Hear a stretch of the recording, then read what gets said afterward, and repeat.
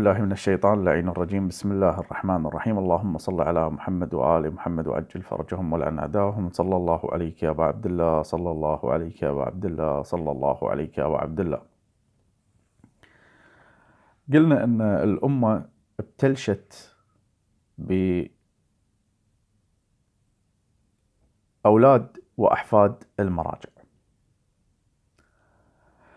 ومن هؤلاء اليوم راح ناخذ كتاب لحفيد واحد من المراجع، وهو الدكتور موسى الموسوي.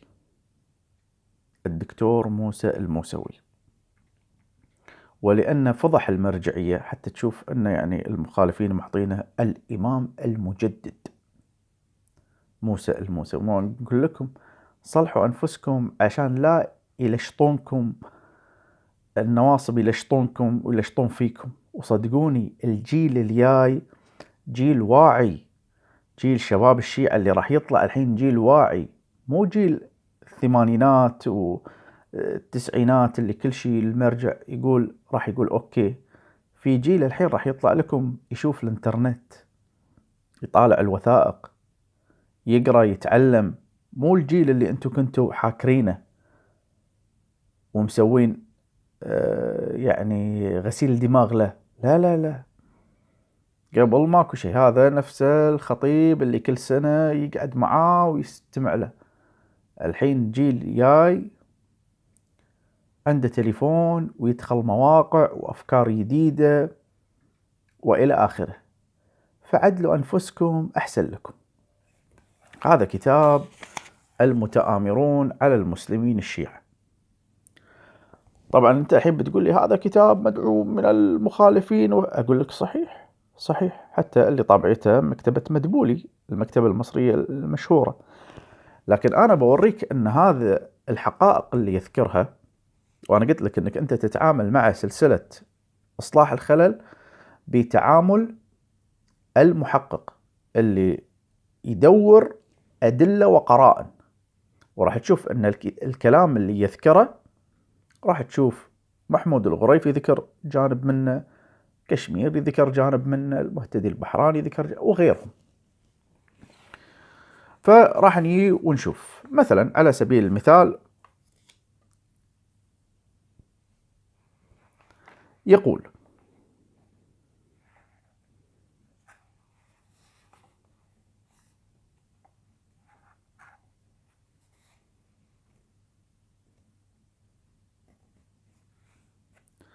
الأخطاء الرهيبة التي ارتكبتها الزعامات الروحية، هذا في الصفحة 117، الشيعية بدون أن يكون عليها رقيب، مدعية السلطة المطلقة من قبل الإمام الغائب الذي بنوا حوله أسلاكا شائكة لا يستطيع من خلالها القيام بدوره القيادي كما كان يقوم به في 75 سنة خلال غيبته الأولى والتي سميت بالغيبة الصغرى.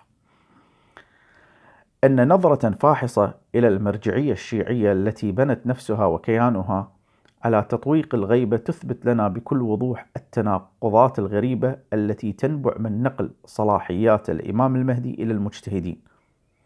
فأولا وقبل كل شيء، لا توجد رواية واحدة تنسب إلى الإمام المهدي في كل ما كتب عنه عبر التاريخ أنه قال بنقل صلاحياته إلى أناس يسمون أنفسهم المجتهدين أو النواب العامين للإمام. صح. كما أنه لا توجد رواية تقول بوجوب إطاعتهم. صح. أو أن الراد عليهم كالراد عليه. صح. وكيف يمكن للإمام أن يقول أمرا كهذا وهو أدرى الناس بأن العملية الاجتهادية لا تخص فردا واحدا على وجه الحصر، وإنما يستطيع كثير من الناس أن يلموا بها ويصبحوا مجتهدين، ويكون لكل واحد رأي فقهي منهم يناقض رأي الآخر. فكيف تستطيع الشيعة أن تطيع المجتهدين وتنفذ آراء متناقضة وهي لا تدري أي منهم أقرب إلى الصواب في رأيه؟ إن هذه القاعدة العجيبة الرهيبة التي هي وجوب إطاعة أوامر المجتهدين وتقليدهم على ضوء نقل صلاحيات الإمام إليهم أحدثت في المجتمع الشيعي إرباكا عظيما ليس مثله إرباك. ثم جعلت على الشيعة أوصياء وأولياء بعدد الرمل والحصى لكثرة المجتهدين أو كثرة المدعين للاجتهاد. إنني أذكر جيدا بعد وفاة جدنا، منو يده؟ أنا ما ذكرته عشان أبي هو يذكره، الإمام السيد أبو الحسن الأصفهاني، مؤسس الحوزة العلمية، هذا حفيده موسل مسوي حفيد، أن ظهر في الساحة الشيعية أكثر من 30 مجتهدا شيعيا كانوا يدعون المرجعية. يقول يوم مات يدي 30 واحد طلع ويصدرون الإفتاء، والغريب في الأمر أن كل واحد منهم كان يفتي بوجوب تقليد الأعلم في المسائل الفقهية. وهذا الكلام مر معنا عند الغريفي أن مسألة الأعلمية وغيرها.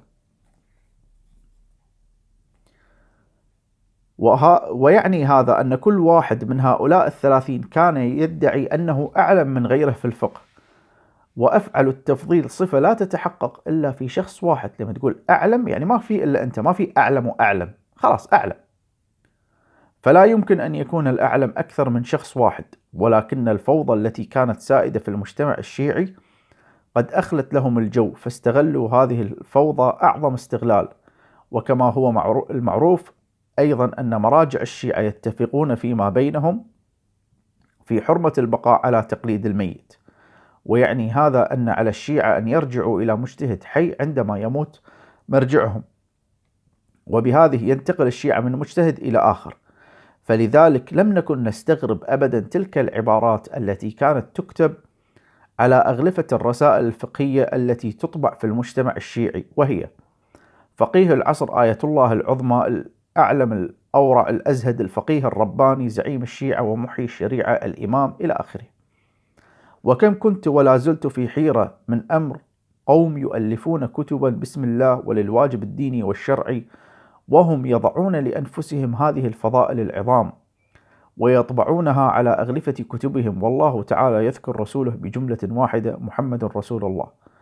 وأعظم قادة الأمة البشرية في عهد السلف الصالح كانوا يلقبون بأمير المؤمنين فقط، وهذا اللقب في حقيقة ليس أكثر من وصف للمهنة. بهذه الخرا. وفي هذه اللحظة التي أخط بها هذه الخطوط، لنا نحن الشيعة الإمامية أكثر من 10 مراجع للتقليد، أصغرهم يقارب 75 وأكبرهم قد تجاوز 100 أو على قاب قوسين منها، ولكل واحد رسالة فقهية عملية، وكل واحد يرى نفسه أعلم من غيره وأتقى وأورع وأزهد من زميله، بعضهم في النجف وبعضهم في قم وخراسان وبعضهم في أماكن أخرى من العالم، وكل واحد منهم يرى نفسه نائبا عاما للإمام المهدي يجب على الشيعة تقليده في المسائل الشرعية، وإلا بطلت صلاتهم وصومهم.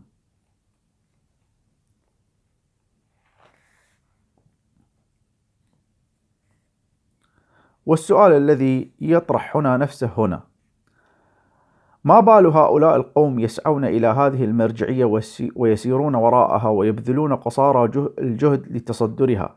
أن السبب الأساسي يعود إلى أن هؤلاء المراجع لا يدعون تمثيل الإمام في بيان الأحكام الشرعية فقط، فلو كان كذلك لهان الأمر، ولكنهم يدعون بأن الحقوق الشرعية التي كانت تدفع للإمام المهدي في عصره إنما هي تعود إليهم في عصر الغيبة، ويجب دفعها إليهم حتى يصرفونها في شؤون الحوزات الدينية وشؤون المذهب. من هذه القاعدة ينطلق المجتهد الشيعي نحو الزعامة ليتزعم على الشيعة، لأن في يدها الإمكانات المادية التي يحصل عليها من المقلدين والتابعين.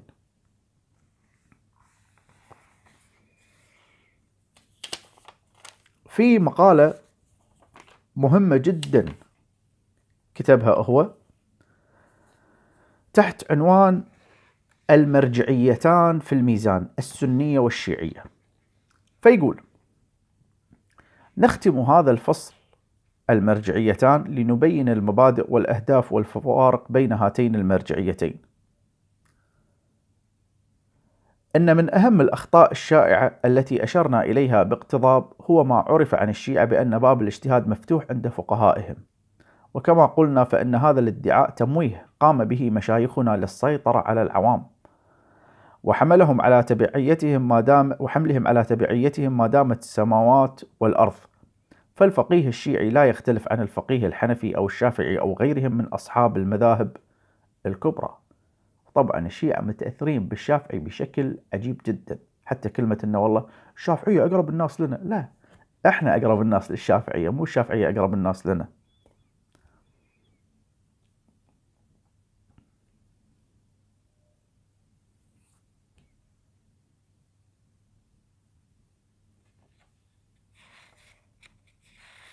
بعدين يقول: وأذكر جيدا أن جدنا الإمام السيد أبو الحسن رحمه الله عندما قال في أحد دروسه أنه ليس من الضرورة أن يكون الإمام عالما في الموضوعات.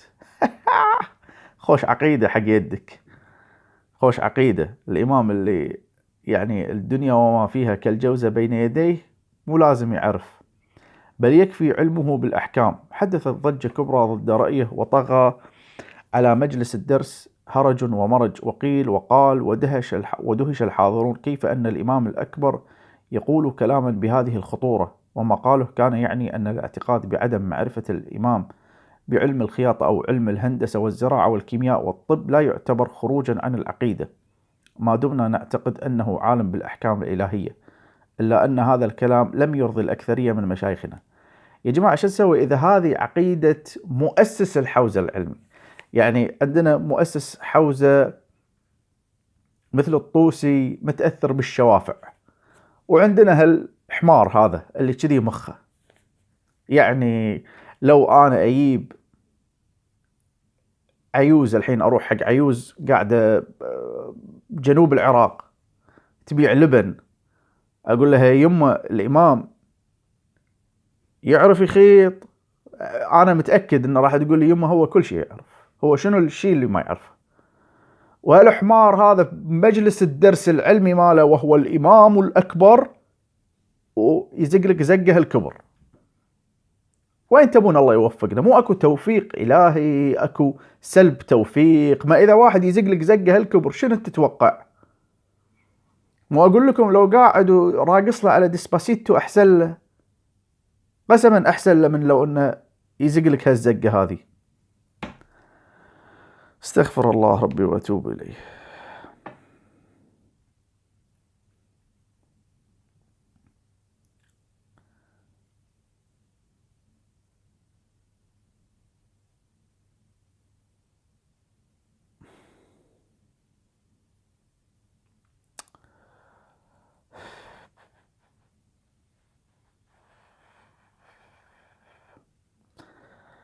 يقول: هناك فوارق كبيرة بين المرجعيتين في النتائج والصلاحيات. فمثلا 1. الفقيه الشيعي يدعي الولاية على الشيعة، والفقيه السني لا يدعي الولاية على أحد من المسلمين. 2. الفقيه الشيعي يدعي أن على العوام وجوب تقليده وإلا بطلت أعمالهم، والفقيه السني يرى أن الأخذ برأي أي فقيه من فقهاء المسلمين مجز لأعماله.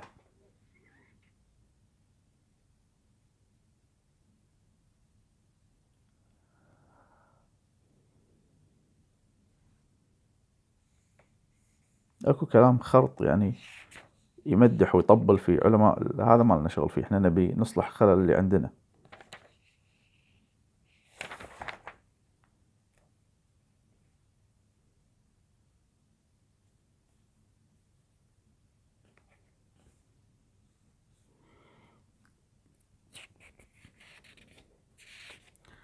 يقول: طلبة العلم في الحوزات الدينية لا يتعلمون اللغة الأجنبية، فالطالب الإيراني لا يحسن التحدث بالعربية.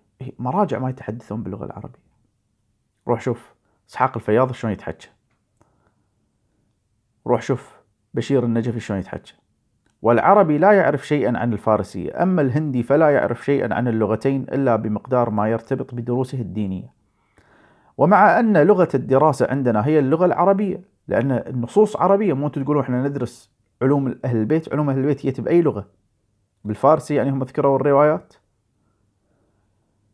إلا أن رجال الدين من الإيرانيين والهنود والباكستانيين لا يستطيعون التحدث بها جيدا، ولعل بعضهم يؤلفون كتبا باللغة العربية في الفقه أو الأصول، لكنهم لا يستطيعون التحدث بها. وهذا هو من أكبر النقائص التي طالما كنا ندعو الحوزات الدينية لمعالجتها. فالتفاهم بين رجل الدين الإيراني مع غير الإيراني لا يتم في غالب الأحيان إلا من خلال الكتب أو المترجمين. أما في العلوم الأخرى مثل ما وريتكم، حتى ساتلايت يقول لك لا تطالع، رغم أن الخميني كان يطالع مسلسل ياباني. أما في العلوم الأخرى كالتاريخ والجغرافيا والأدب العالمي والسياسة الدولية فهم يجهلونها تماما، ولا يدرسون شيئا منها ولا غيرها في العلوم الحديثة. وأكثرهم لا يدري هل أن مانيلا مدينة تسكن أم فاكهة تؤكل. سلامت. وعند وصول الطالب إلى مرحلة متقدمة من الدراسة يحق له الحضور في درس أحد المراجع، وتسمى هذه المرحلة باسم البحث الخارج. وكثير منهم يستمرون في حضور درس ذلك الأستاذ سنوات طوال حتى يصبحوا مرجعا مكانه. وهناك سيرة أدبية يلتزمون بها، وهي أنهم لا يرشحون أنفسهم للمرجعية ما دام أستاذهم على قيد الحياة احتراما وأدبا ولو طال عمره 100 عام. وكثير من الطلاب يتركون الحوزات الدينية ويعودون إلى مدنهم، وبعضهم قد نال درجة الاجتهاد بناء على ورقة خطية يكتبها الأستاذ الذي درس عليه ويشهد له فيها بالاجتهاد ويوقعها ويختمها.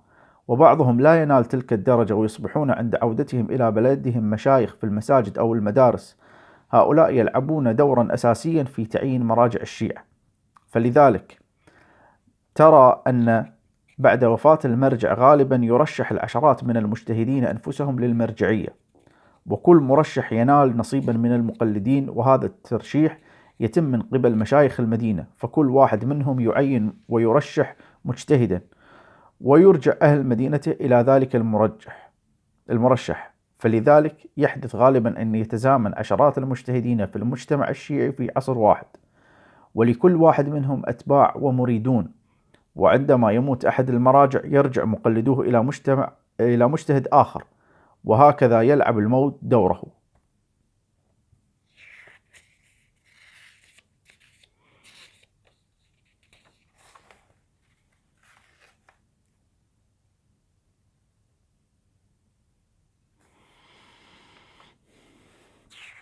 الفرق الثاني هو أن المدارس السنية تهتم كثيرا بالتفسير ومناهج البحث القرآني وكتب الصحاح، وهذا أمر لا تهتم به الحوزات الدينية عند الشيعة. فلا توجد هناك دروس في التفسير وعلوم القرآن، ولا توجد مادة بين المواد التي تدرس بهذا الاسم، فقلما نجد طالبا في العلوم الدينية يحفظ القرآن الكريم، في حين أن طلاب السنة ومشايخهم يهتمون كثيرا بحفظه. وأذكر أن الإمام الخوئي بدأ بتدريس التفسير في ليالي الجمعة واستمر 2 سنين، وكان يرغب إدخال التفسير ضمن الدروس المنهجية، إلا أنه لم يستمر في هذا الأمر لأن بعض أفراد الحاشية وقفوا موقف المعارضة لهذه الخطوة. والخوئي شخصية ضعيفة قرقاشة، كلمة توديه كلمة تجيبه، مو قوي الشخصية مثل الخميني أو مثل ميرزا علي. وقالوا لا ينبغي على المرجع تدريس التفسير. ليش؟ هو رقص؟ شنو يعني؟ بالعكس هذا المفروض صميم عمله. وأخيرا رضخ الخوئي للضغط، ولعل السبب في هذا يعود إلى أن الخوض في تفسير القرآن والدخول في أبحاثه. ليش؟ أنت تقول الحين ليش ما يبون القرآن يدخل في الحوزة؟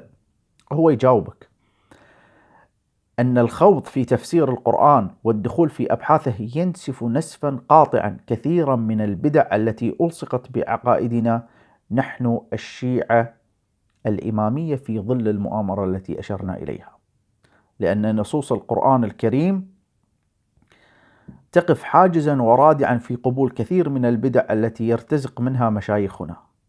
فلذلك كانت السياسة والهدف إبعاد المرجع عن درس يمكن أن يفتح على مشايخنا أبوابا لا تحمد عقباها. ولقد كان لي من العمر، يعني سيد موسى الموسوي، 10 سنوات عندما بدأت بحفظ القرآن الكريم، وبدأت بحفظ السور القصار، ومشيت شوطا حسنا في هذا المضمار، وكنت أحس آنذاك بغرور عجيب عندما كنت أرى أن مشايخنا الذين بلغوا من السن عتية لا يحفظون القرآن الكريم، وأنا أحفظ الكثير من آياته ولم أبلغ الحلم بعد.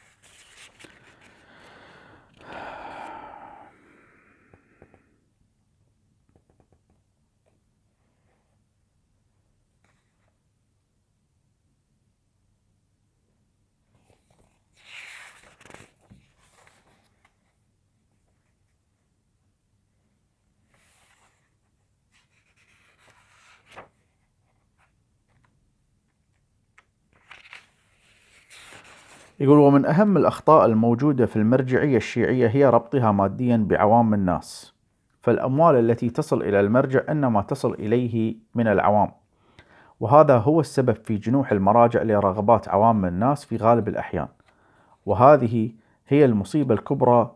وهذه الأموال التي لا رقيب عليها ولا عتيد تحدث صراعا بين مراجع الشيعة، ويحصل ذلك التنازع الغريب بين المراجع وحماتهم بسبب الأموال التي تجنى إليهم، ولا أحد يعرف حتى الآن ما هو حجم تلك الأموال التي يستلمها المراجع، وهل هي تصرف حقا في مكانها أم أن كثيرا منها يبقى في يد الأهل والأولاد والحاشية.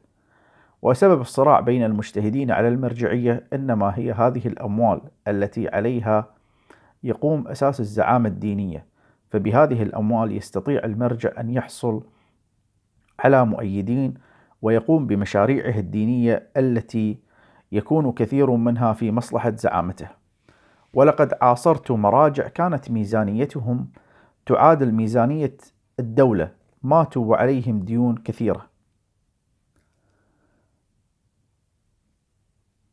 فجدنا الإمام السيد أبو الحسن الذي كانت ميزانيته تعادل ميزانية الدولة في ذلك الوقت مات وهو مديون، والإمام الطباطبائي البروجردي الذي خلف جدنا مات ولم يكن يملك شيئا، إلا أن بعض المراجع ماتوا وهم يملكون مئات الملايين في البنوك كما يقال. فالإمام الخميني مات وباسمه في البنوك الملايين من الدولارات، والإمام الخميني توفي وفي أرصدته المئات من الملايين أيضا، ولا أحد يعرف ماذا حل ويحل بهذه الأموال بعد وفاة المراجع.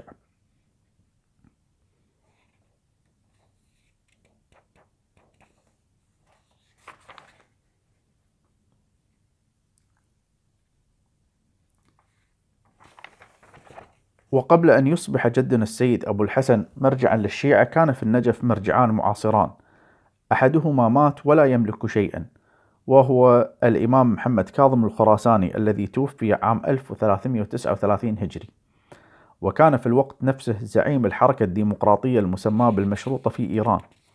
والآخر هو الإمام السيد كاظم اليزدي الذي توفي عام 1337، حيث استحوذ بعض أولاده على ما كان بحوزته من أموال المسلمين بعد وفاته، فبنوا واشتروا بها عمارات وعقارات. فأشار الشاعر الكبير محمد مهدي الجواهري إلى تلك الحادثة في إحدى قصائده بقوله: يدي بيد المستضعفين أريهم من الظلم ما تعيا به الكلمات، أريهم على قلب الفرات شواهقا ثقالا تشكى وطئهن فراتي، بنتهن أموال اليتامى وحولها تكاد تفيض الدمع والعبرات. ومن الأمور الخطيرة في المرجعية الشيعية هو أنه لا يمكن استبدال المرجع الشيعي بغيره ما دام على قيد الحياة إذا أصابته الشيخوخة، نفس حكام العرب شلون على ويلشير وقاعد على قلوبنا، وأقعدته عن العمل. وبما أن المرجع الشيعي يتولى السلطة عندما يبلغ به الكبر عتية، فهو معرض دائما لسيطرة الأولاد والحاشية عليه. وقد شاهدنا عن الكثب مراجع كثيرين سيطرت أولادهم عليهم، وكانوا يفعلون ما يشاءون باسم آبائهم، فلذلك إذا قدر لهذه المرجعية أن تبقى فلا بد أن تكون مرجعية دينية فقط وليست مالية، وبعيدة كل البعد عن أخذ المال وإعطائه، بغض النظر عن أن هذه المهمة هي مهمة المحاسبين والصرافين، وليست مهمة المرجع أن يقبض الأموال ويختزنها ويهبها لمن يشاء. فإن المهمة الروحية والقيادة الدينية هي أجل وأعلى من أن تدنس بالمال وشؤون الدنيا. إن جلوس المرجع الشيعي في بيت مال الشيعة كجلوس الإمام يحيى إمام اليمن في بيت مال الإمامة أيام حكمه، حينما كان يهب بيديه الأموال إلى من يشاء، أمر عفى عليه الزمن. إن آخر شيء يجب أن يفكر فيه المرجع الديني هو المال وشؤون الدنيا، ويجب عليه أن لا يكرس وقته لهذه الأمور. فلم يحدث قط حتى الآن أن أحدا من مراجع الشيعة أعلن جردا لحساباته الخاصة أو العامة أو للأموال التي تعطى لهم. وهذا الاستبداد في التحكم في أموال الشيعة هو أهم أسباب النقمة على المرجعية عند كثير من شبابنا. بعد وفاة الإمام السيد أبي القاسم الخوئي بدأت المرجعية الشيعية تنحدر انحدارا هائلا نتيجة قرار السلطة المذهبية الإيرانية فرض السيد علي الخامنئي مرشد الثورة مرجعا للشيعة. وشفنا مثلا محمود الغريفي مثلا في كتابه. ومنذ ذلك الوقت حدث الانقسام الخطير في أعوان السلطة وأعوان المرشحين الآخرين للمرجعية، فكثير من الذين رشحوا أنفسهم لم يجدوا في الخامنئي مؤهلات المرجعية الدينية والشروط التي تخوله للإفتاء، فأخذت السلطة الإيرانية تهدد وتنذر، وأمرت بسد أبواب بعض المرشحين للمرجعية وبحجز أموالهم في المصارف، ولكي تجعل من كفة الخامنئي كفة راجحة يقبلها الشيعة الإيرانيون وغيرهم، رشحت لمنصب المرجعية عناصر غريبة ذات سمعة سيئة، ولبعضهم سجل حافل بالسوء، وذلك لتحسين صورة الخامنئي وموقعه بالمقارنة معهم. فلذلك المفروض لا نستغرب عندما نعلم أن النظام المذهبي رشح اثنين، أحدهما يدعى الشيخ جواد التبريزي والثاني محمد فاضل اللنكراني، ولكل واحد منهما سجل حافل بالفساد. فإن الشيخ جواد أعرفه من النجف كان مطعونا في أخلاقه الشخصية وعقائده وأعماله، وأذكر جيدا أن الإمام الخميني الذي كان آنذاك في النجف قد أمر بطرده من ديوانه بسبب ما اشتهر عنه من أعمال سيئة. ومن العجيب أن يرشح هذا الشخص للمرجعية من قبل خلفاء الخميني، ولعل السبب في الالتقاء بين خصوم الأمس على غنائم المرجعية هو ما قرأته بخط هذا الشيخ الفاسد الجاهل من أن من لم يعتقد بالأمانة السياسية فهو خارج عن المذهب، وبذلك أراد أن يعطي شرعية دينية لمنصب الخامنئي. ويحه من شيخ منافق متزلف خارج عن أصول العقيدة الإسلامية الحق. وهذا جواد التبريزي هو اللي كشمش كلمنا عنه، وأنه كان يعرف عدل ويعرف ولده وله دور في قضية فضل الله وإلى آخره. أما اللنكر يعني اللنكراني فهو يستهزئ فيه، يسميه لنكر، فقد كان يعد من أوباش قم وسفهائها، وهو قفقازي روسي لا يحسن الفارسية ناهيك عن العربية، فعين قاضيا في محكمة الثورة بعد الشاه، وكان يجلس على منصة القضاء مبرقعا حتى لا يعرفه الحاضرون، وقد حكم بالموت على مئات من خيرة الشباب والفتيات. ومهما كان فهؤلاء الذين رشحهم النظام الإيراني إنما رشحهم لإضعاف المرجعية وإنهاء نفوذها المعنوي بين القلوب، فوجود مراجع لهم السمع والطاعة يعتبر خطرا عظيما على مستقبل النظام وعلى منصب مرشد الثورة وولاية الفقيه المدمرة للجنس والعقل البشري. وفي الوقت نفسه سياسة لتوجيه النفوس إلى الخامنئي عندما يقارن بمن هو أسوأ منه، غير أن الخامنئي ليس هو في عقيدتي وعقيدة الكثيرين إلا مجرم حرب، فيده ملطخة بدماء الآلاف من المسلمين. إنه هو الذي أمر بتنفيذ الموت فيما يقارب من 5,000 من المسلمين، فتى وفتاة، وأكثرهم في عمر الورود، كانوا يقضون عقوبة السجن لفترة وجيزة في سجون إيران بسبب الانتماء إلى المجاهدين.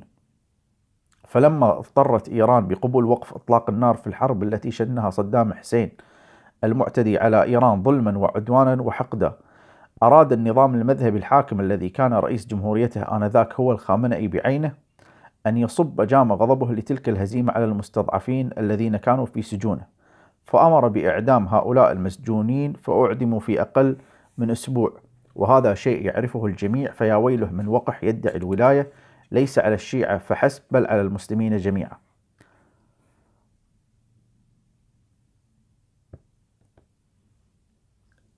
يقول مراجعنا ربط الشيعة بهم ربط العبد بالسيد، وكل كما يفعله حسن، بل أحسن من الحسن، وخير شاهد على ولاء كل فرقة بمرجعها بغض النظر عما فعل من خير أو شر.